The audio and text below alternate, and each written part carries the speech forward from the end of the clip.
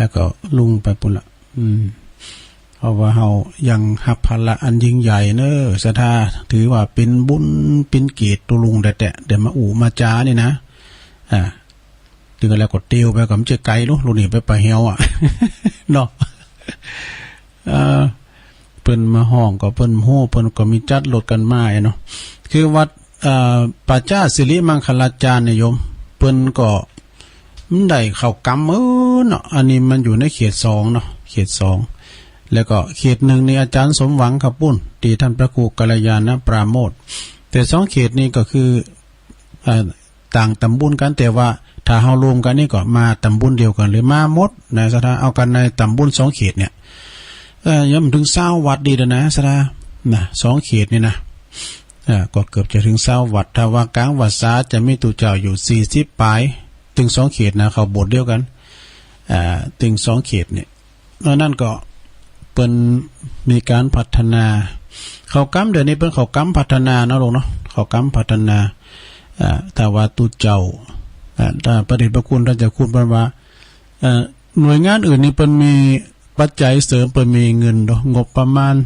แต่ว่างบประมาณอปตนี่นะเพิ่นมีงบประมาณถ้าขัดได้เงินต้องทำงานนี่นะทำงานจะได้ก่ออีกนะเอาดูเจ้าเป็นนั่นแนวหน้าเป็นทับหน้าก็ไปบุกไปเบิกไปเผียวไปปฏิบัติปัดโปกวาดเผียวปะเหี่ยวปะจ้าเอาดูเจ้าไปนอนบุญนี่นะผีแต่กูมันก็โม้นะไผกูไผหมู่นี่ผีแต่กูไผแต่กูผีก็แล้วก็เวลาตู่เจ้าแล้วไปนอนศรัทธาเนาะแล้วศรัทธาไปก็จะไปตามหน้าบุญในตู่เจ้าหลวงเฮาก็ไปเข้ากรรมปุ้นไปเอาไปซะเข้าจังหันนี่กันมันก็มาตามนะลูกอย่างที่เจ้าพามเจ้าน่ะดูเจ้าพามเจ้าตุลุงอ่านนั่นน่ะเปิ้นมาพิจารณาคืนนี้หมดศรัทธาแต่บางล้านเปิ้นได้มาเปิ้นก็หอมกันมาอีกนะคือได้สร้างถาวรวัตถุก็คือแปลงขุนตั้งมาคาเข้าไปสู่ในสุสานปัจจาตั้งขึ้นสวรรค์ด้วยนะปัจจาเนี่ยมันเป็นตีสลาหลังสุดท้ายซะนะคุณเฮาเนี่ยจะอยากดีมีจนอย่างใดก็ตามอย่างวัดนั่นโอ้เฮาอย่างตัวรู้นะว่าย้ายวัดได้ดูเฮาไปต้านวัดไตวะวัดถือเฮาต้านไอ้ย้ายได้แต่ปะเหี่ยวนี่ปฏิเสธบ่ได้ปะเหี่ยวกับโฮงยานี่นะไปพิษเขาเอาก็ไปตายไปเอามาไปเผาเด้อเนี่ยเขาถึงลากไปน่ะกันเอาไปหันเอาไปที่ไหนเนาะมันยินดีต้อนรับสำหรับคนที่หมดลมหายใจน่ะสุสานปัจจาเนี่ยโอ้อยู่ฮออยู่เฮือนี่แปลงเฮือนี่ดีล่ำดีเลยปุดโตห้องน้ำน่ะใส่ซีแพ็คฟักโบจัดหม้ออย่างตุลุงน่ะเนี่ยสิ่งตั้งชักบาทเอาช่วยกันเนอะลูกหลานเอาหามป่อหามอุ้ยนะไปอาบน้ำเอาน้ำป้าโหในนี้แล้วก็โยงขึ้นไปบุญปุณากาเมนอันนี้เพิ่นมีเมนเด้อเป็นอันปัจจาสิริน่ะเป็นเตาเผาธรรมดานี่ค่ะเตาเผาธรรมดานี่แหละนะกลางเปล่งกลางเรื่องอย่างเฮาแบบโบราณก่อนนั่นเนาะเป็นนอนหัวเป้งเดียวกันหมดจะอยากดีมีจนสูงดำต่ำเขาคนรวยคนรวยคนรวยคนจนคนจนคนรวยไม่ช้าก็มวยมรณะนะคนดีคนบ้าไม่ช้าก็ตายเหมือนกันตายมหันต์หมดซะนะใจบริการเนี่ย3หมู่บ้านซะนะเนาะ3หมู่บ้านเนี่ยป่าป่าช้าเป็นศาลาหลังสุดท้ายของชายหญิงมีอำนาจชาติยศปรากฏยิ่งนอนตายนิ่งให้เขาเผาเท่าเทียมกันเมื่อไม่ตายต่างมุ่งหมายกายของข้าเพราะตัณหาพาความคิดให้ผิดผันในที่สุดหยุดแค่ตายเหมือนกันอย่าหุนหันดันดื้อถือดีแน่คุณเฮาเนี่ยจะโลยหล่นฟ้าก็ตามจะตุกไหลเขียนใจเป็นตุกตายอยากโจรก็ตามถึงเวลาตายปฏิหารหมดเนาะที่บ้านเก่าเพราะว่าปิกบ้านเก่าไว้กะปิกบ้านเก่า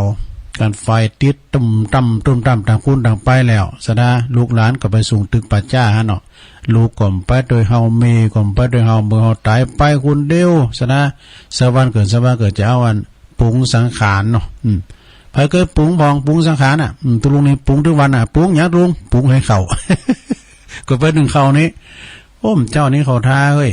มันเฮาอันเอาเข้าอุ่นว่านะเนาะเข้าพอดว่ามันเป็นวันศิลป์ดอกเอาข้าวพอดมาอุ่นกะแล้วก็เปิ้นเอางามาตานไว้วันนั้นไปเอางามาตานเนี่ยฮะปีนอกตอนใดฮะเอามาจะร้ายน่ะอันนี้นะตุลุงเปิ้นตามเปิ้นโม่มาแล้วเนอะก็เอานึกเอากินได้เลยเนอะขอโทษโอ้มเจ้านี่ซองงกจัดใหญ่นี่ลำบ่โทษมันเหนียวได้ย่ะมันศูนย์ก็ใส่โทษตุลุงก็ตำคือด้วยเนาะตำคือด้วยแล้วก็ปิ่งพริกด้วยย้อนทอดพริกด้วยนะผมก็ยังกินเขาง่ายได้อยู่ อันนี้มันจะกินง่ายเนาะมันมักนะอันเขานุกงาเนี่ยไอ้ปูไล่ต่อแต่หรอก แล้วก็สถาบันน้อยๆเนี่ยก็เอาข้าวสารข้าวใหม่มาตานเอาโต๊ะเอาไปใส่ข้าวหลามนะเขาอยู่มากูมันมาโดย แล้วเอาไปข้าวหลามไปไหนเนาะ เฮียสระเลยนะมันเลี้ยงร้องมันได้เป็นตัวนี่อายเขาแต่ละว่าเนี่ยเป็นวันศีลน่ะพระน้อยเขาล่ำให้ว่ำพอก่อนเปิ้นเอาผักกาดมาจนบ่อยู่ในอันกะละมังอ่ะน่ะทุลุงกะลำไปหันจะหูพระเขาเยี่ยมเอาผักกาดนี่ไปป้อหิวเจ้านี่ก็จออยู่นะมันมีน้ำเจ้านี่ก็จออยู่ซะถ้าวันนึงมาหูก้ามเกินนอกเลิงทำละเอานี่วามก้ามเกินเนอสะดามเจ้านี่เปิดเพลงเป็นกำลังใจกับปอครูแม่ครูเขาทั้งหลายเนอแสงเรืองเนี่ยนะ แม่พิมพ์ของชาตินี่แม่ครูเปิ่นพิษทิพย์พฤกษ์กับแม่ครูลาวันเขาเปิ่นฟังเนาะหลายๆท่านนะขอปอครูแม่ครูทั้งหลายครูเก่าครูปลายเนาะฟังกันไปเป็นกำลังใจให้ครูเนอเอาตู้บริจาคนี่เพิ่นว่าจะได้เหตุได้นะแล้วก็ผลจากเนอะเอาทำกรรมนี่ก็จะเอาอันของแม่แดงมาอ่านเหตุใดจาดนี้มีภรรยาสับไปแล้วก็เป็นศักดิ์ศรีมีภรรยาแล้วก็มีสมมติมีเมมีลูกไปเนาะดีๆเป็นศักดิ์ศรีนะก็พ้นจากในอดีตชาติปางก่อนชาติก่อนนี่ได้ชอบทำบุญทำทานเป็นนิสัยว่ะนี่นะไปลืมนะลองเด้อมันจะว่าแปลงที่เขาโอ่งมันเนี่ยนะคนนั้นหนังสือทำมันไว้นี่มันจะว่าโอ้คนนี้ว่าแปลงกับกัมโฟดีอันกัมโฟแปลงกินกับบัจจัยเปิ้นว่าลองว่าฟังเหตุผลเนาะนะเปิ้นว่าจาดแล้วปางหลังในเหตุใดจาดนี่นะถึงมีภรรยาที่สวยสดงดงามและมีลูกไปดีนะมีลูกไปเหมือนกับลูกแก้วแก่นตาของตัวเก่าพอจานแล้วปังหลังนี่เขาได้ทำบุญได้ทำทานเป็นนิสัยติดเป็นนิสัยคือทำบุญน้อยๆแต่ทำบุญนานแต่ปางก่อนเนาะในอดีตชาติปางก่อนถ้าว่าท่านผู้ใดเคยได้ทำบุญทำทานให้กับไผเขาโทรไปที่มาบอกบุญเนาะสมมุติว่าเปิ้นเอาซองกฐินก็ดีผ้าป่าก็ดีผ้าป่านะมาเฮ้ยกฐินนะมาผีคำบุญคุณคำลุมตู้เจ้าคำดังกลางสองผ้าป่าคำดังกลางไงนะก็เข้าไปว่าอันนี้มันได้บุญในล้นไปวาเนอะกันมีก็ใส่ไป20 บาทก็ได้ลูกเนาะตุลุงก็ยังเคยใส่ใน20 บาทอ่ะ20 บาทก็ใส่ไปแต่ว่ามีเหลือแก่ยกมือ10 นิ้วก็ยังได้บุญอยู่ในล้นเนอะไปวาอันเนอะปิยวาจานะปิยะอันแปลว่าวจีกรรมมั่งเนาะถ้าว่าเปิ้นมาเนาะนะไผดีเขามาบอกบุญว่าโอ้อันนี้ซองกฐินวัดนั้นเนอซองผ้าป่าวัดนี้เนอช่วยกันให้ช่วยกันห้อมเนอนะหรือว่าบริจาคทำบุญหือแก่ตู่บริจาคกานำกาไฟกาวัดว่าอารามโตไปหรือว่าโลมอนุโมทนาทำบุญเกี่ยวกับงานโบสถ์เนี่ยงานโบสถ์จะงานศพดูงานศพนะโน้ในบุญนะซะนะทำบุญกับงานศพงานโบสถ์นี่นะงานวัดต่างๆงานกุศลต่างๆหรือแม้แต่เป็นการทำบุญโดยทั่วไปในลักษณะอื่นๆได้ก็ตามนะจาดนี่เนาะมาในจาดนี่ปุกกะละยิงใจผุนนั้นนี่ก็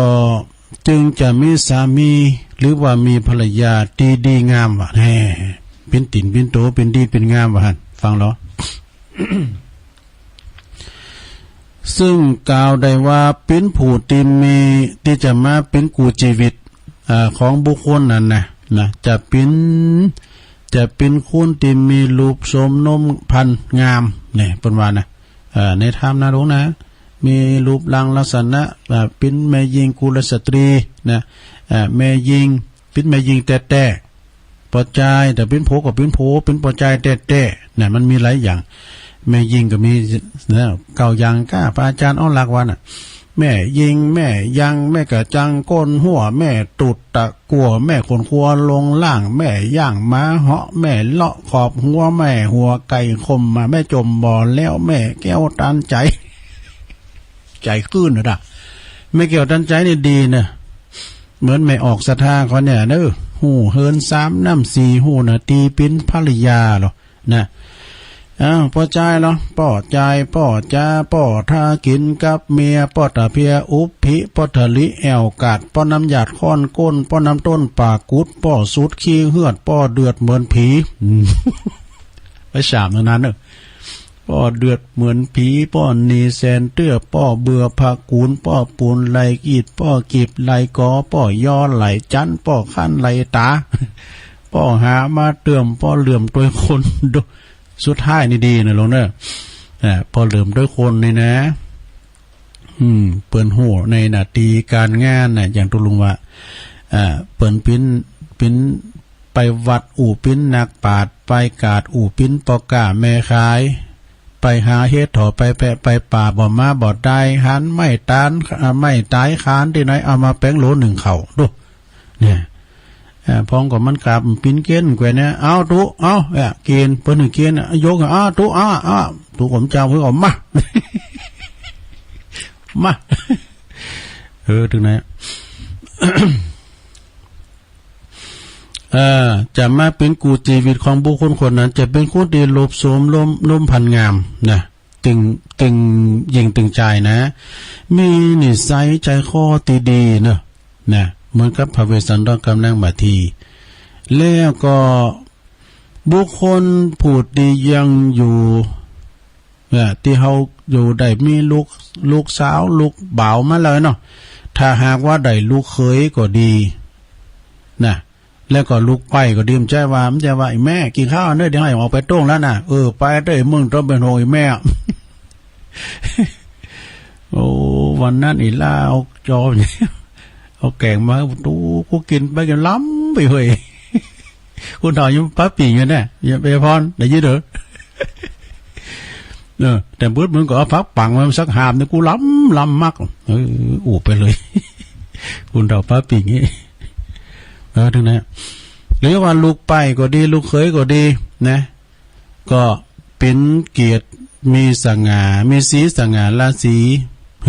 แก่ครอบครัวนี่ลูกไปดีลูกเคยดีนี่ก็ดีนะซะนะมีอย่างทุลุงว่างก่อนมันก่อนในแม่หลงนะแม่อุ้ยนะแม่อุ้ยนะเปิ้นสอบหรือว่าแม่เมย์ก็ดีนะแม่เมย์เปิ้นสอบบาดเท่านั้นมันตุกกับมือเอาเยอะ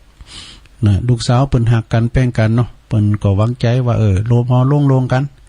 เปิ้นจะปิ้นเนอกูกันแก้มโหอีกปิ้นกูโพตัวแม่กันอยู่ตลอดรถฝั่งกุ้มเท่าตอดได้ก็มาอยู่ตกมาเป็นเคยก่อนโอ้แม่ก็ดูดชามมันไดหมูดาไก่ดาเป็ดดาหมูดาม้าโลดมาดาแบบลูกเคย คุณเฮานะกิ่วปูกิ่วด้อยพอหันเนาะเท่าแก่เลมอนแกก็เที่ยวมันได้นะก็ลูกเคยน่ะเนาะขึ้นลุงขึ้นลุงเฮิรนลุงตารางเป็นเฮิรนลุงยอปืนเนาะก็ได้ลูกเคยน่ะเนาะที่โต๊ะเก่าเดิดดาเปิ้นนั่นน่ะนะขึ้นลุงฮอลุงเฮิรนนะอันนี้ก็แต่ไปเดินกันเดี๋ยวเขาหักกันแป้งกับปล่อยเขาเนาะถึงไหนบรรดาเจ้าบ้านทั่วไปต่างก็จะชื่นชมยินดีนะกับกับชื่นชมยินดีในครูของท่านหรือว่าลูกเขยหรือว่าลูกสะใภ้นะลูกสะใภ้อย่างภาคภูมิใจเนี่ยบ่น้อยเลยเนี่ยลูกไปนี่ก็ต่างไปนะเนาะลูกเขยก็ต่างเขยอันนี้เอาให้ดีก่อนเนาะเอาตึงนี่ก่อนเก่งไว้ก่อนเนี่ยพวกเดี๋ยวเอามาอยู่นะ เดี๋ยวประกามเนี่ยเดี๋ยวกันมันจะเปิดสายตะเลกระเดียวก็เอานั่นมาวางกันก่อน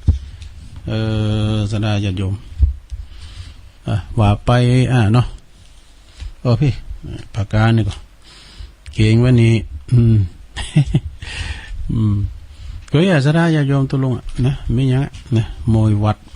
เอาอันนี้มาวาดกรรมหนึ่งเกินอันนี้เป็นกรรมบากเก่าของแม่แดงดอกตะล่อมของพระครูอำนวยกาลำพัดติ๊กวันนี้แล้วเปิ้นบอกว่าไอ้นะสดาคนรักก้าไก่คนใบก้าไก่คนมีปัญญานางกาขึ้นได้ก็ได้นี่ดูสดาพอเหรอเปิ้นว่าคุณฉลาดนี่นะกล้าขายไก่เนี่ยเนอะไก่บ้านไก่หอไก่เฮิร์นนี่นะคุณไก่บ้านนี่มันต้องไปกล้าไก่แล้วก็คนโง่เขลานะสุมาเนี่ยสอบไปกล้าไปขายไก่บ้านไก่บ้านเนาะแต่ว่าคนที่มีปัญญานะนางกาขึ้นใดโหขึ้นใดนั่นแหละก็คือเป็นคุณที่ว่ากล้าขายไล่ลงได้ดีวะดูกะลักกะไก่ใบกะไก่เป็นมาอีเนอะเดี๋ยวกันเนอะอันนี้ทำบทหนึ่งอันนี้ไม่ได้วาสกรรมตัวเนอะหลวงจะมาวางฟังเดี๋ยวนี้นะเปิ้นบอกว่าใครเป็นเศรษฐีหือมันกล้าใครเป็นขี้คาหือมันลินไพ่ต้องสุมาเนอะอันนี้เปิ้นว่าอีเนี่ยอยากแก้ลำรวยเป็นเศรษฐีก็มันกล้ามันขายกันว่ากล้าขายเนี่ยมาถึงปุดตื่นแล้วไปถามเอาแล้วไม่กล้านะขายแป้มอย่างก็ตามแต่มีการปุดนะอันใดที่มันอยู่ได้พวกเจ้าเอามาขายได้อยู่นะแต่ว่าแข็งเนี่ยนะสถานเด้อไม่กล้าเด้อแข็งที่มันบูดแล้วนี่ไปเอามาขายโดยจะเดือคุณที่มาใส่บาตรเนี่ยผมจะหูด้วยว่าของใหม่รู้เนี่ยนะโธ่นี่ลาบรู้เนี่ยเนาะลาบเนี่ยโอ้โหอันนี้มันยังงามอยู่นี่ยังก่อนกะลำปีที่เอากลับน่ะงามเหมือนเอาไปใส่บาตรตัวลุงมาเตะบอกโอ้มันเป็นลายเนี่ยซูมมาแล้วเอาดีมาใส่ก็เสียดีเนี่ยเนาะก็พอเนี่ยกันมันขามคืนลำดีขายเนี่ยกันป้าบ่งป้าแห้งไปปิ้นอย่างไม่กะเด้อก็ปิ้นของอย่างตั้มหนูเนี่ยกันมันขามคืนขามวันมันก็บูดก่อนเน่าไปมาใส่บาตรมันไปมาขายเด้อก็เอาไปเปลี่ยนอย่างตัวลุงก็ใส่ตู้เย็นไว้เนี่ยกินก็จ้างหยังสุมาเลยอันขายของเนี่ยมันตึงใดเนาะจะได้เนาะมันตึงเสียหายค่าขายของกินนี่นะมันตึงของกินคุณเนี่ยมันมีแต่คือมันกินเดี๋ยวนี้เอากาดเป็นลักเราไปนะย่ำเจ้าเราซะนะย่ำเจ้านะคุณที่เป็นนางรถแล้วก็มีเกือนี่แหละนางรถ2 เกี้ยนทางรุมไม่ยิงทำบุญพอใจนะเพิ่นจอดรถตามกาดนะตอนแรงกับเหมือนกันเนี่ยเพิ่นก็ไปซื้อของกินน่ะเนาะกูโผตัวเมมันเจ็บเปิงแล้วก็เป็นการด้วยหลงเพิ่นก็ได้ไปก็ได้ห่อข้าวแล้วก็ไปนี่นะเสียงก็ห่อข้าวนั้นจะได้ลงทุนอยู่นะมีบามีแหงกับไปเมาน้ำยายกิโลตะหือวันนึงซับเตอกูโผเมเนี่ยเดี๋ยวปั้นปลายกันนะซะเนาะกันน้ำยายหน่อยลงเนี่ยแล้วก็มันจะสนับสนุนเก่าแลก็มันแหมกินในพองเตบ่บุเทวดารักษาคุ้มผู้หอเฮือนน่ะเพิ่นจะได้กินไอ้ข้าวไอ้น้ำนี่อันนี้คุณเฒ่าเพิ่นว่านะก่อนนี้เปิ้นไปให้อยู่ให้ในเป็นเดินเปิ้นสารตาเหลวกันจะฮือแบบตาเหลวเปิ้นสารอย่างเข่งเนี่ยเป็นตาเหลวน่ะเอาไว้กล้าขึ้นได้หั่นเปิ้นว่าอันโกผีไปอยู่เทวดาบ่ได้มีหันแล้วเนาะแต่เขาไปมึนเลยกะเทวดามันก็จะเดินไปกดแล้วออกเอวมันก็เนาะเปิ้นสารเตเวว่าปฏิขึ้นได้น่ะเทเวเนี่ยมันเป็นอย่างได้ในเบื้องในลองโทรมันน่ะสถานน่ะเทเวเนี่ยมันมีความหมายเพื่อจะได้น่ะเปิ้นเกิดผีมันคือมันขึ้นเฮินกะเนี่ยสดาญาโยมกล้าขายไล่ล้อมเลยนะโอ้ไปปะเมกาที่ขายโคในวัดโอ้ยโตลงมามันใจเหมือนก่อนเนิ่มก่อนในวันเนี่ยเป็น5-6 พันหมื่นป่ายก็มีนะวะกล้าขายหน้าวัดในนาโคนก่อนนักบ่เดินเนี่ยตั้งใดก็มีพ่อกล้าแม่ขายแล้วตี้ก็แปลง กี่ดูเขาเหมือนกันนะกล้าตี้กล้าหนก็แปลงเปิ้นวัดขายเอาไว้นี่โอ้อินดูแต่มันค่ามันขายเนี่ยใครเป็นเศรษฐีร่ำรวยเงินทองนะอยากจนคนเค้นก็มันลินการพนันวะเนาะวันนี้พระจะโชคดีมองจะหา เมื่อเจ้ากำแยงเมื่อแรงกำยีเนาะมันเป็นว่านะเนาะโห โหยมันตึงเต่าสวยเขาวัด กันไว้ไม่กล้าพอหน้ามาก็โจไผมันมาน่ะตุรุมไปต่อตานแล้วแต่มันหุมไปหุมมันน่ะเนาะแล้วแต่ก็เอาลิมอกพอให้พอดีมเจ้านี่ก็เมสีเขาน่ะก็เมสีปัญโยเขาน่ะโตเลขที่วัดเนี่ยเขาถามว่าเลขที่วัดพอเนาะไอ้เนาะ154เนี่ยมันเคยออกนะออกหยัง154 2ตัวไอ้เนาะ154ออกใจหือเนี่ยก็มันออก61งดนั่นน่ะเนาะ15นั้นมาบวกกับเป็น6สีมันมีอยู่แล้วนี่ อู้อีนี่ไปเมื่อเอานางเลยน่ะตัว3 บาทก็พอแล้วไอ้นางว่า ได้หมดถึงไหนไข่ปิ้นเศรษฐีคือมันกล้ามันขายไข่10 หง10อะไรก็มันเล่นการพนันนะโอ้จกไปมันคุณมันตายหลังฮักคุณคักตายหลังกองจะฮื้อน่ะคุณมันตายหลังด่านคุณขี้ข้านตายหลังฮักว่ะนี่มันเป็นจะฮื้อฟังผ่อนในลงเด้อเป็นการมาเก่านะนี่พอครูอำนวยโดดมาเขียนมาเหอะมีความหมายต่างกันมีความข้านมันต่างกันว่ะซะท่านะมันต่างกันนะคนขี้ข้านอย่างหมูกับหมาเนี่ยกันเนาะหมูเนี่ยหมูกุดหมาเล็ดหมูนี่ได้กินเก็บไปนี่ หมาเนี่ยได้อยู่ไก่กับเต่าน่ะหมาขึ้นก้านแมวเขาบอกแมวหมาปลาแห่งเมื่อกี้นี่เมืองใกล้แมวไม่เอาเอาของมันกลายเป็นแมวนะไม่เอานะก็เด็กก็ใส่หลังไอ้ดังกับบอบกูเอง ยอมรับจะด้วยกูเองก็เอาเข้าก็เป็นเองจ้ะแล้วพระอาจารย์เอาหลักขึ้นแบบเว้ยหมูน่ะกูอีดว่ามันอีดมันมอยนั่นเนาะ เลยเอาเข้าเลยเป็นอีดแต่หมูนี่อีดตลอดแล้วก็ซะท่าแต่คุณข้านคุณมันตายหลังด่านคุณข้านตายหลังฮักหมายความว่าอย่างไรมีคุณมีความมันนี่นะด่านหลังเนี่ยมันจะด่านนะตายหลังด่านนะเพราะเราทำงานขยันปิ้นตีชื่นชมแก่ผู้ตีอยู่ตั้งเบื้องหลังนี่แต่คุณขี้เกียจเนี่ยตายหลังฮักนี่ก็หมายความว่าพอวันนอนตลอดวันบทโตบนายมอนก้าน มอนบ่เหลือมาปิ้นตีนินทาของคุณต่างหลายทั่วไปดันหลังนี่อีดุสดาเนาะโอ้บะมอนเดิมนะดูมันถึงไปการไปงานใดแอวเด้อๆดาน่ะมาดึงได้การได้งานนั่นแหละในขี่รถขึ้นร้องขี่รถแวนน่ะขี่รถแวนแอนขึ้นแอนร้องเนาะอันนี้ก็เป็นกรรมบาเก่าแล้วได้เนี่ยตุลุงไม้ว่านั่นจะนี่อันนี้ครับนี่นะเปิดว่าใครหือยินนี่นะซะนะหือกินน้ำบ่อวังหินนี่ใครหือยินหืออาบน้ำวังหินใครหือมีศีลหือมันกล้าวะแต่ว่าใครขึ้นสวรรค์ชั้นฟ้าหือไปขาดเจ้าเอาของเอาละอันนี้นะซะนะเด้อพระใดพองต่อปัญหาใดเด็กหญิงอ้วนตอบสิลุกขึ้น หมายความว่าอยากคืออยู่เย็นเป็นสุขร่างกายจุ่มเย็นจิตเย็นใจเนี่ยนะเย็นวาจาเนี่ยมันมีเย็นลายเย็นหน่อยเย็นใจเย็นวาจาเย็นฝนเย็นหยาดเย็นใจเนี่ยมันเย็นแต่เย็นฝนเนี่ยยังเต่าเป้งเนี่ยอย่างน้ำเนี่ยน้ำนั้นใจโหดไปเถอะนะโหดไปแต่มองมันตายน่ะเลยว่าฝนตกมาละปูโตเบยามันรู้ในมาได้ห้ามดิ้นออกยาสาบแห้งกาเนี่ยมันยังปวดรู้ในมาเลยพระยาเขียวชะอุ่มเลย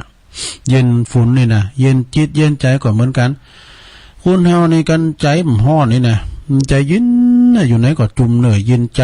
วาจาก็เหมือนกันยินวาจาก็อู่โมนจ้าหวานนะลงเนอะอู่โมนจ้าหวานขานเพาะไปไหนมาเนี่ยปอนานเนาะอีล่ามึงเป็นลูกไผ่ก็เป็นร้านไอ้แซมนะกะโอ้ยนะละอ่อนแต่ว่าวันซืน สูงอย่างผีเพศ ไปเห็นบ่น่ะยายโอนเด้อแล้วก็ต้องอาบน้ำวังหินวะนะกระเย็นวาจาต้องอาบน้ำวังหินใครฮือมีขันติฮือมีความอดทนนี่เนี่ยขันติคือความอดทนโสรจาคือความสงบเด้อแล้วก็มีโสรัจจาคือความสงบอยากคือมีศีลต้องไปหมั่นกล้า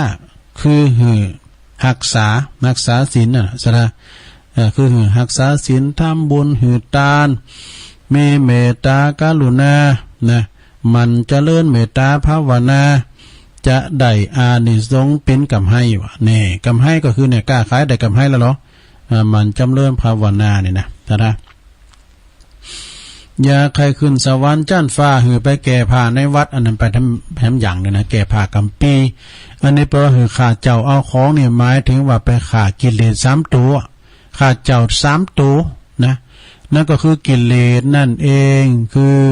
โลภะความอยากได้ของเขานะโลภะความโกรธนะโทสะความโกรธโมหะความหลงเนี่ยฆ่า3 ตัวนี่ลูกเนาะข้าเจ้าเอาของนี่นะฆ่ากิเลสนี่นะศรัทธาเด้อแล้วก็เปิ้นมีทำอย่างหนึ่งนะศรัทธาตุลุงติ๊กบาเพียนเนาะอันนี้ปิ้นบาอย่างศรัทธาอาบน้ำไหนคัดขี่ใครที่หัน คืออยากจะอาบน้ำแล้วมันคืออยากละตุลุงมีน้ำหม้อน้ำร้อนแล้วเหรอหม้อน้ำอุ่นก็ดีเนาะอาบถึงวันก็ได้แหละอาบน้ำไหนหือสีขี่ใครที่หันน้ำนะอาบน้ำที่ไหนหือคัดสีเหงือใครที่หันมาความหมายนั้นก็คือเปรียบเทียบว่าคุณเฮาเนี่ยจะทำอะไรยังก็ตามมีการเฟ้อเผอแผ่ต่อกันว่าอยู่ที่ไหนก็มีหักแปลงแฝงฝ่ายกันนี่ก็มีความสามัคคีมีอย่างก็แบ่งบิดปันหาการกินกันไปเนี่ยเช่นว่าเฮาจักจวนเปินบ้านเฮาเนี่ยทำการทำงานเนาะที่บ้านเฮาก็ดีเฮาจ้างเพิ่นมาเก็บลำไยก็ดีอย่างก็ดีแปลงหอแปลงเฮือนก็ดีลงนะโดยที่ว่าทำเตก็เฮาจ่วยเงินเปิ้นกาจ้างพองสมน้ำสมเนื้อสมว่าสมน้ำสมเนื้อต่องานนั้นอยู่แล้วนะครั้นมาถึงแมลงก็เล่งเข้าปลาอาหารเหล่ายาปลาปิ่งเฮาก็ต้องเล่งเขาด้วยดแต่เหล่ายาปลาปิ่งตุลุงเสริมแล้วนะมันเล่งอะไรก็เนาะเพราะว่าบางทีเนี่ยคุณเฮาเนี่ยนะมักจะมักจะจ้างมานั้นอาจจะบ่ได้คนที่มาเยกการกับเฮาอาจจะบ่ได้พกเงินพกทองพกเขาห่อมาตัวอย่างนั้นเนาะมันห่อเข้ามาก็เฮาก็จำเป็นต้องเล่งเปิ้นนะศรัทธาญาติโยมเล่งดูปูปานเปิ้นเป็นบ่าเป็นแห้งเฮาเป็นข้าวเป็นของอีกกันเนาะเฮาต้องเล่งเปิ้นโดยเพราะบางทีคนที่พอบางทีเนี่ยคนที่เฮาว่าจ้างมานั่นน่ะอาจจะบ่ได้พกเงินพกทองมาก็จริงแต่ว่าเขาทำนองที่ว่าทำงานตีนไหนก็ต้องต้องได้กินตีหันนั่นเองนะตีเล็กไหนก็เปิงฐานหันนะครับเป็นว่าเนาะ ตีเล็กไหนก็พะอันนี้ก็เป็นกรรมบักเก่าเราไหวสดาญาติโยมมีเงินมีคำก็จะไม่ลืมเด้อกินต้านไปใจแบ่งกินแบ่งต้านพองนะของกินของต้านกินจานนี้ก็มดจานนี้บุญเก่าหอมสะอาดบุญใหม่หอมสั่งกินกับบุญเก่านี่นะเผื่อว่าการเฮามดบุญเก่าเหมือนกับธนาคารสดาญาติโยมธนาคารบุญนั่นนะประเดี๋ยวนี้ธนาคารเฮามีบุญหลายเฮาอันเกิดมาจากนี้เฮาได้ทำบุญหลายเฮาฝากไว้หลายเนาะแล้วเฮาไปฝากซักเติมมีก็เบิกใจบุญเก่าเฮาดูซะนะการบุญเก่าเฮาเสี่ยงกว่าเหมือนว่าน่ะคุณเฮานี่อยู่สูงกว่าตกเต็มใดนะอยู่บุญไปไม่ก็ตกเต็มใดสดาจะไปประมาทเนาะกินตานไปนะมันจะว่าแต่เปิ่มคือทำบุญหน่อยๆแต่ทำบุญนานๆเป็นระยะทำบุญบ่อยๆนะทำเตือนเป็นยังว่ามีการฝากไว้นะฝากไว้ฝากเอาจอมหูเหี่ยวพองก้าน่ะ เอาไปฟังดินพองก้าเอาไปใจหนีเก่าพองก้าเนี่ยมันจะมีมาหรอกซะดาเนาะอันนี้ก็เป็นกรรมเล็กๆน้อยๆนะตูลุงเอามาเสนอเนี่ยแล้วก็แถมอย่างนึงวันนั้นนี่ก็มาเต้นเปิ้นก็จะเต้นไปอีกถึงวันก็หวังใจว่าศรัทธาญาติโยมก็ไปกายเสียงกันเถอะเด้อแบ่งบ่ายกันแบ่งเบาพันละกันเนี่ยเฮาก็มามาจ้ากันวันนี้ก็คงคนฟังก่อมพ่มป้อร้ายเพราะว่าเปิ้นเป็นรุ่นนักเก็งกำไรกันน่ะเนาะ อันนี้มันเคย61นะอันแม่เนาะก่อน154มันไปแม่นที่ไหนตุลุงก็เอา5นั่นน่ะเอา1มาป๊อกก็6แล้วหรอ อู้อีนี่นะก็มันปริศนาโลเนาะมันเป็นปริศนาโอ้เป็นลุ่มหลงกับมันลำปายเนาะโตตัวอายุเดือน30ปลายนั่นโหมันใจกล้าหัวไปเป็นกึ่งมันก็ซ้ำเติมมันก็คนเฮาก็บาปไปทำอย่างนะเนาะซะดาเนาะบาปกินบาปต้านบาปบุญบาปกุศลนี่ก็ไปอย่างหนึ่งนะซะดาเนาะตอนนี้ไปตุลุงก็จะเปลี่ยนบรรยากาศเนาะแล้วพุกก็ประกาศข่าวสารงานบุญนะซะดาพวกเขาก็ประกาศข่าวสารงานบุญก็โอ้ครูบาอาจารย์ก็ส่งไลน์เพิ่มเติมมาที่อันเฟซตุลุงเนี่ยนะที่ไลน์ตุลุงนี่ก็บุกไปประกาศเนอะตอนมื้อแลงนี่มันจะได้ประกาศเนาะแล้วก็ซองไม่นี่น้อยนึงแต่ว่าวันซื่นนั้นก็พี่นันดิบหรือว่าประมวลเลื่อนตอกสินเปิดมาทำบุญบุกก็อ่านเนอะเจริญปอนกาพอยสาครับหลวงลูกอ๋อพระเอาหลักเขาเนาะครับเจริญภาษาเนอพระเอาหลักเขาเนอนี่ยังเสริมมันจะเอาเลยเสริมเลยครับวันนี้ก็มีเห็นว่าเนอะเรื่องของหมูนี่นะครับเรื่องของหมูนี่นะตอนแรกนี่บอกก็มันหูนะบอกก็มันว่าถ้าอาหารถุงนี่เสี่ยงนี่ปอเนาะเนี่ยมันหูจัดเนี่ยเนี่ยอุดเลยนะก็เดี๋ยวอะไรเนี่ยเงียหน้าขึ้นบอกว่าบ้าอิมบอกบ้าเดียวนี่เต้ไก่เคียงกันเลยบ้าอิมได้แต่กันนะบ้าอิมอาหารนี่เสี่ยงปอเนาะเนี่ยมันหูจัดดีอ่ะพิเศษนะวันพุกนี้จะไปช่วยหลวงลุงขออนุญาตไปช่วยหลวงลุงได้ก็แฮะโอ้ก็ยินดีกะไปเป็นอย่างโทษครับพวกช่วงบ่ายผมจะไปช่วยหลวงลุงมากันกระจาช่วยหลวงลุงโอ้จะยกเวลาเหรอเลยแหละแต่อู่กันมันจะยกเวลานะก็ช่วยกันผมจะไปช่วยก็ได้ผมไปช่วยไม่ถึงสามนะไปช่วยคือเขาช่วยกันเนี่ยครับช่วยกันช่วยกันแก้กับป่วยแบบเจ้าผมจะเอาคนเดียวนะโอ้ดีกะเกมกรรมมานานๆเด้อเอาอย่างมาละครเนี่ยมาพร้อมก็ได้แต่ได้จัดสถานที่เพราะว่าผมก็ตุ้มได้ไปไหนในช่วงนี้มาก็ตึงว่างอยู่อ๋อดีกะครับผมก็อยู่ก็ได้ก็ไปจิตอาสาจะไปช่วยหลวงลุงโอ้ดีแล้วโตแฟนคลับออนไลน์ด้วยครับเพลงตะกี้ก็ม่วนนะเนาะแม่พิมพ์ของชาติก็ดีเพลงออกน้ำก็ดีมันเป็นเพลงแบบเก่ามันซอฟนะมันแบบว่าซึ้งลึกซึ้งเป็นกำลังใจกับพ่อครูแม่ครูเขาครับผมกลับไว้ซะครับกระเดียวน้องเดียวกระเดียวศรัทธาญาติโยมหลวงพ่อมานิดย่อมมาเตื้อกระเดียวในเปิ้นจะมาละแต่อันเมื่อสายเปิ้นเข้านักๆเลยคำเน้อใบสาครับโอ้ขอบคุณเน้อสามเณรเอารักปัญโยนันวัดสันเมืองเน้อเปิ้นก็จิตอาสาเนาะเจริญปอนนมัสการท่านเจ้าโอ้มาแล้วตื่นตายเสือโอ้อายุยืนตายกันทัดกันเนี่ยหลวงพ่อมานิดก็ผมหมดติดต่อกันในหน้าติดแล้วลูกก็จะช่วยกันนะกันตีเล็กแล้วกับเปลืองท่านั่นน่ะไปนอนวันไหนกับเปลืองที่ลาบกำเขือฮะเนอะตะลิโยจะ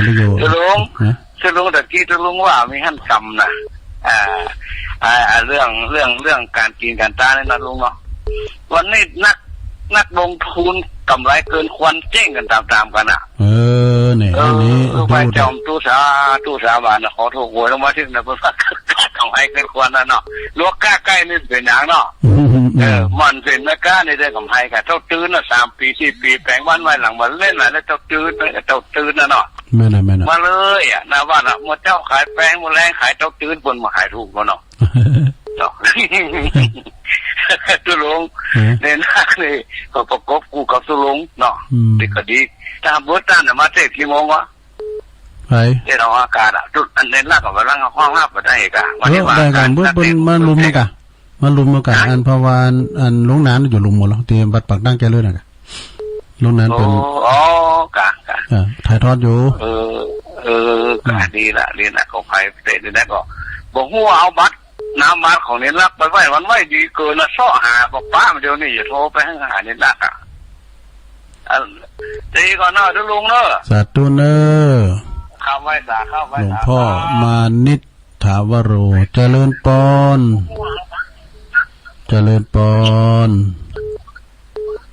มาตรการเจ้าโอ้ยายพรมารอบ2เอาเลยยายพรแสดงในหน่อยเนอะร้องบัวแดงมาแล้ว2แล้วเนอะสันกำแพงเชียงใหม่อ้าวว่าไปเลยเปิ้นถ่ายอยู่เอาเลยต้องจับประทับไหนเอาเลยทุกหรือทุกอยู่ที่ใจ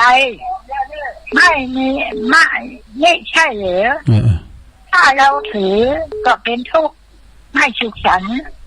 หากปล่อยวางก็ว่างทุกข์สุขนิรันดร์เพราะฉะนั้นจงเลือกทางว่างทุกข์มนดีกันได้เอาทาดีเนอะตอนนี้คงดีหรอเฮ้ยพรฮะชัดเจนดีแต่ว่าจะมาคืนมืดแล้วพวกเจ้าไม่อยู่ก็ไม่พวกเจ้าตุลุงออกอยู่กะเตียนเปิ้นอ่ะที่3เนี่ยเจ้านี่นะโชว่าอย่างบางมีไทยมาเจ้านี่อาจารย์เป็นวันศิลป์วันศิลป์แล้วก็เปิ้นได้ปันป้อนนะกะเจ้านี่เจ้านี่ว่ากับวันศิลป์นะเจ้านี่เปิ้นได้ออกเพราะว่าเปิ้นอาจจะเพ่พวกเจ้านี่ตุลุงออกแน่นอนเนอะพวกเจ้าออกขอบคุณยายพรเนอะมาตรการเจ้าโอ้ยายพรก็เต็กแมนแต่เนอะคนอื่นเป็นเต็กไหนก็ได้นะเจริญปอนยายอ้วนก็เต็กมันพองเนอะยายอ้วนวัฒนธรรมเต็กนั้นพระอันจานเอาหลังผูกอะเจริญปอนตู้ลุงเป็นนันปึ้งมาแล้วเป็นนานมาแล้ววันนี้ก่อนยายพรให้สั้นไปหน่อยสารพีอันหายได้ที่1ตู้ลุงก่อนลุงไม้ก่อนนี่ลุงไม้ก่อนเนี่ยแล้วก็ตอนนั้นไปกันแล้วตาซิงแกงอยู่ก่ะแล้วก็อันพอดีมาตัวปลิงขจรคุณเชิดพงษ์เกี่ยวแก้วอาจารย์เปิ้นว่าปิ๊กมาตัวกันเนี่ยเปิ้นมาตรวจงานที่วัดขแมดอยู่แปลงงานเจดีย์เนาะแปลงซุ่มประตูกะจะได้ไปเข้ากรรมไหมเขากรรมเนี่ยมันจะไกลแล้วในตำบลเดียวกันเนี่ยกะระวังเด็กแม่เจ้าว่าอะไรไม่เล่นแม่ได้รู้ได้ว่า1บอกอ่ะอยู่ใกล้หุยไปหลอกตุลุงแท้เนาะก็นั่นก็ย้อนมาบวชนะก็ย้อนก็ผีนั่นนี่ผมโดนเตี้ยเนาะอัน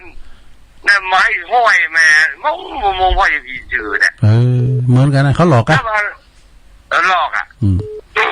ผมก็รู้กลัวนะเพราะเขามาแจ้งผมแล้วมาหินหัวนะแล้วเราพวกเนี้ยเอา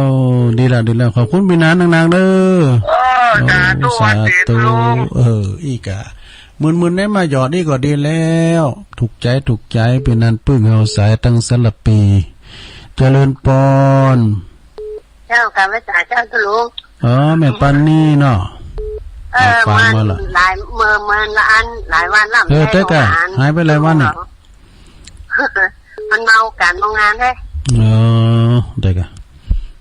อันน่ะกะอันที่เปิ้นว่าอันมีการ ตั้งหมู่บ้านสิงห้าน่ะค่ะน่ะก็อันนี้ก็อันน่ะได้อยู่ได้ยังเหมือนพัฒนาตั้งบ้านเหมือนพัฒนาตั้งวัดว่ะอยู่เครื่องจิ๋วหลอกอ่ะอสมดูเนาะอาสาสมัครเจ้านั่นแหละเจ้าจังใหญ่บ่เอาบุญเนาะเอาบุญเจ้าเอาบุญทำบุญอันกำลังใจก็รู้เนอะขอบคุณแม่ปานีเนอะเจ้าการไปจ่ายเจ้าแม่ปานีมานีจรจากมแม่มาวขี้เล็กเนาะเจริญปอนไปสาตุลงจ้ารับสองจ้าตุลงโยมพรตุลงขออนุญาตท่องเพลงแผ่เมตตาก่อนน้ำได้กระเจ้ามันใจพรเป็นเอากรอนน่ะโยมนี่อย่างโยมกับห้องเพลงแผ่เมตตากับนอนมองคุณพ่อแม่กลางนะเจ้าเราลองพอแล้วมันยาวก็ต้นเดียวจ้าตอนเดียวจ้าเอารอบเดียวจ้าขออนุญาตจ้าแค่ก็เดี๋ยวเอาใหม่ก่อนเข้านอนหลับไปในคืนนี้ขอจงตั้งฤดีไว้ให้มันคิดถึงกุศลผลดีที่ผูกพันจิตตั้งมันแน่วแน่แล้วแผ่ไปแต่เมตตาทั่วไปให้คนอื่นจิตรักเชิญเปลี่ยนข้างแต่ครั้งไหนขอให้เขาได้ดีมีสุขใจอย่าหวั่นไหวแม้อามิตรที่คิดสั่งแล้วใจเราจะสบายคลายเราร้อนรักจุดก่อนคลายเกลียดแต่หลังอันนี้ค่ะสุขีอัตหานังแต่ทุกครั้งก็เพื่อจิตคิดดีเจ้ายินดีเนอะจ้าจ้าเนาะกลับมาจ้าตุลุงก็เคยฟังนะเพลงนี้นะเปิดตั้งพับบาทนี่ก็ฮะเปิดเอามนได้การเนิบมหาสละมนดิงอมฟังเมื่อคืนนะเจริญปอนกลับไปสาเจ้าตุลุงแม่บุญพินมาแล้วได้เจ้าฟังถึง2 วันก็หาได้รอบแรกวันนี้เจ้าผูกแคมมาฟังเปิ่นมาฟังคนโทรกันก็ม่วนดีเหรอแต่ก็ฟังอยู่เจ้าเป็นกำลังใจเนอะทุกลุงเนอะฟังทุกวันเนอะยินดีหลายๆเนอะเจ้าสาธุโอ้ขอบคุณหลายๆเนอะเพลงก็ตึงโมนเปิ้นห้องเพลงก็โมนกันเจริญปอนกราบนมัสการรอบ2ครับอาจารย์นิพนธ์ครับเมื่อกี้หลวงพ่อมณิษฐ์โทรมาขออีกสักหน่อยนึงตามคำขอครับตอนนี้จะเอาความคิดของครูอาจารย์นะครับชื่อคำกรนะครับเธอจะเป็นลูกของใครไม่สำคัญที่เป็นนั้นคือจิตฉันสำคัญกว่าจะอบรมบ่มสติเสริมปัญญาให้เจ้ากล้าแก่งเติบใหญ่จนได้ดีสักวันหนึ่งเจ้าจะรู้ว่าครูรักสักวันหนึ่งคงประจักษ์เป็นสักขีสักวันหนึ่งเจ้าจะรู้ว่าครูดีสักวันหนึ่งคงได้ดีเพราะเชื่อใครศิษย์จะดีเพราะมีครูด้วยชูเชิดศิษย์ประเสริฐเพราะน้อมรับคำสอนได้ครูกับศิษย์ใช้หลักคิดสั่งสอนใจเป็นหลักชัยในชีวิตศิษย์และครูฝากให้สามเณรเอารักแล้วก็หลวงพ่อนิดด้วยนะครับสาธุครับนมัสการครับผมอันแต่ก่อนตุลุงเขาเลี้ยงควายเนาะกับอันประเสริฐทรัพย์เมื่อนี้เขาก็เป็นคู่มานะบ่ะคู่อย่างได้เนาะหัวห้อน่ะตื้อไม่แช่เนี่ยเอาฟาดควายขี่ไปคู่ใหญ่เอาไปคู่หน่อยบ่ะก่อนเป็นคู่ก่อนคู่เขียนดี เฮาก็ไปคู่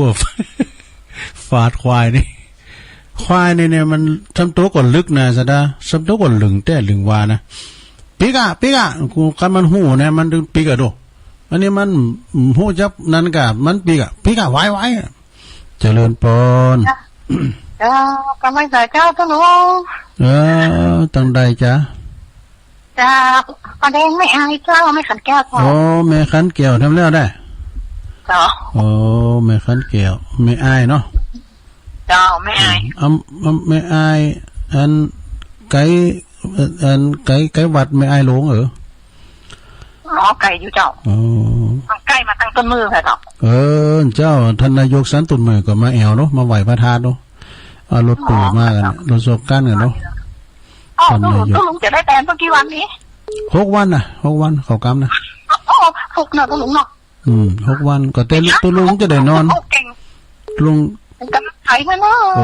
ขอบคุณแม่ขันเกี่ยวแต่ตุ้ลุงผมจะละตอนนี้เนาะตุ้ลุงก็มาเพราะว่าเปิ้นตุ้ลุงเป็นโตวิ่งเนี่ยเนาะเจ้าก็มานะจะได้มาเนาะอาจารย์ประครูอาจารย์ประครูเป็นก่อนเป็นกับไปเขากำบนเนาะแล้วเฮาในได้โตวิ่งเอาลูกเครื่องเจ้าบ่ได้มาหับแล้วก็ดีว่าใส่ลูกเครื่องไปนะกะเอาลูกเครื่องเขาหลับขโยมไม่นี่คุณนึงนะเอาลูกเครื่องไปก็เดี๋ยวผับปกไว้ก่อนแต่ไปก็ไปใช่ไปอยู่เนาะแต่มาจะรายการอยู่เนาะต่อไปมาเขาว่าไปประชาสัมพันธ์เนี่ยก็เปิ้นขึ้นเตะได้แล้วเขาก็ปิกมานี่ไหนโคโซกิงทองอยู่จะได้มั้ยเนาะแล้วก็อันบุกไงผู้เจ้าก็การจบรายการ5 โมงแล้วก็เขาก็รถมาต่างไปหากันที่เขาไปเฮาวันนี้โอ้ที่เขาลำบ่โตที่เขาไปเฮาบ้านเก่าลำเหมือนอย่างแพ้มากินด้วยขอบคุณแม่ขันแก้วหลายๆด้วยที่โทรมานะสา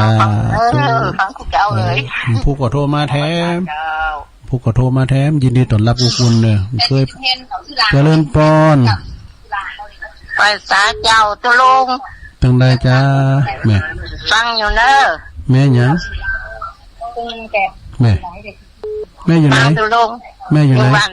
สันไปเองละปูนเจ้าแม่ยังบ่พัดอ่ะแม่จันติบแม่จันติบเตโทรไปก็เจอนั่นแหละบ้านสันเนี่ยสันเปิ้นเฮ้ยบ้านเนี่ยก็ไหมบ้านเพียบ้านเนี่ยบ้านสันปะเฮงสันปะเฮงดูละปูนสันปะเฮงเนี่ยมันอยู่ละปูนเคยแก่เจ้าปะน้ำปูนน่ะเนาะเจ้าปะเฮงจ้างตุลุงอยู่นะมนดีเจ้าดีกันผู้ก็ฟังแท้มนะผู้ก็มาเจ้ามันก้นตั้นเปิ้นเต้นแล้วเนาะเจ้ายินดีด้วยแม่จันติบเนอตุลุงก่อนโมนอกโมนใจเอาเป็นปีๆเนาะเป็นลูกเป็นหลานกันเนอไปเกรงใจเนอโทรกันมาตุลุงมีอคติหยังต่อไผแหละนะฟังกันไปตามสบายเจริญปน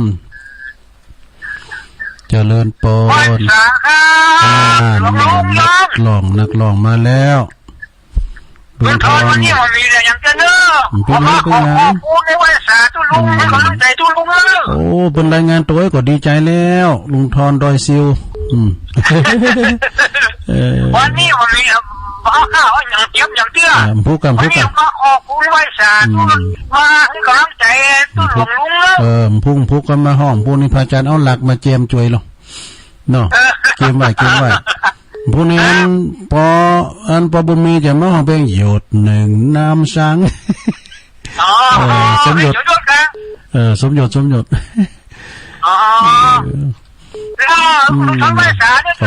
ขอบคุณ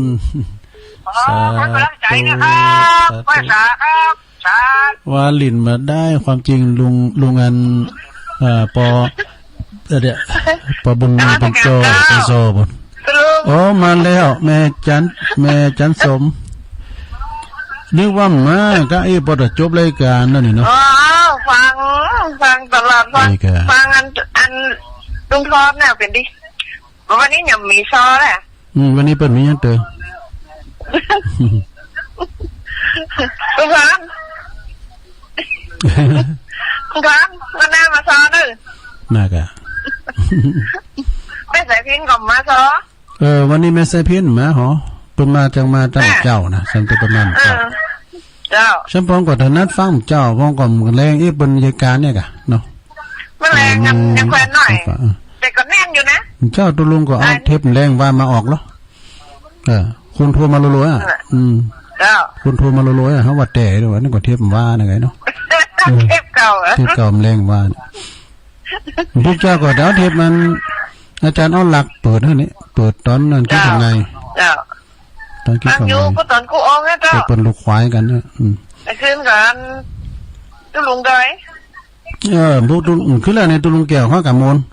ตุลุงดอยตุลุงแก้วเป็นเตธามนอธิบายทำเป็นเราสรุปตุลุงแก้วนี่อันมากมายเต่าตุลุงต่อนะโอ้เกี่ยวไม่ก้านยาชุมาเนี่ยผมหลังรับฟังนะคนเขาทำมีสาระนี่ต้องก็ชอบฟังกันลูกเพราะว่าตลกตะแรงอย่างได้ก็จ้างเต้ตุลุงมันบ่แหลมตะตุลุงมันตลกหวานดีหวานอกหวานใจดีเจ้าขอบคุณค่ะให้กำลังใจนะเจ้าขอบคุณแม่จันโสมังนักเนอราชการเจ้าสาธุบึดนี้จะเป็นรายการอาจารย์เอาหลักเนอบึดนะมาฟังกันได้หลายเนาะหมาเก่าหางเจริญป้อนแม่เจ้าแม่อยู่ไหนแม่ทองสัตว์แดงเจ้าแม่ทองแม่ทองสันป่าแดงโอ้เต็กก็ได้กว่ามีมาตามสักเสือสันป่าแดงอยู่ฟังเนาะสายที่21แต่มากเกินจ้ะลุงจ้ะพวกเจ้าก็ฟังแฮมแม่ทองเนอะเจ้าชัดเจนดีเนาะมาได้กับตัวตีจ้ะโทรหัวไม่มือปอกแปดเนี่ยตั้งใจหน่อยใจความเป็นหน่อยเขาก็กดจึงไว้หั่นน่ะกดจึงมันถึงติดใจระบบวนอ่ะอย่างอาจารย์หลวงพ่อมานี่เขาเป็นใจระบบวนเนาะนำวนขอบคุณแม่ทองเลยแม่ทองคงจะจบรายการเฮ็ดตะอีกันเนอสถาเนาะพวกเขาก็ค่อยมาอู่กันแถมมาแจมกันแถมได้21 สายจบเวลาตุลุงบดีได้เกมผับปกร